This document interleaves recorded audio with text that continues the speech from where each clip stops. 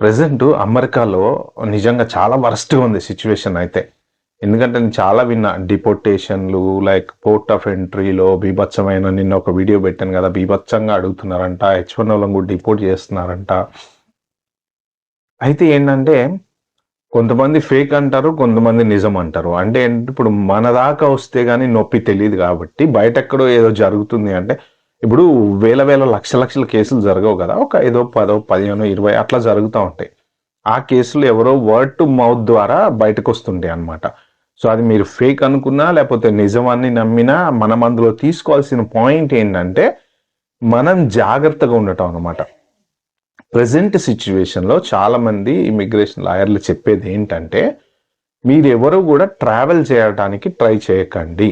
అంటే main travel చేసి return యూఎస్‌లోకి enter అయ్యేటప్పుడు, ఎళ్ళేటప్పుడు ప్రాబ్లమ్ ఉండదు. ఏం ప్రాబ్లమ్ లేదు.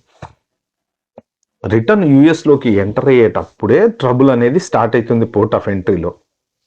మీరు చూసుకుంటే రీసెంట్‌గా జర్మనీ కెనడా నుంచి వస్తున్న ఒక జర్మన్ సిటిజన్‌ని గ్రీన్ కార్డ్ హోల్డర్‌ని డీటైన్ చేశారు. సో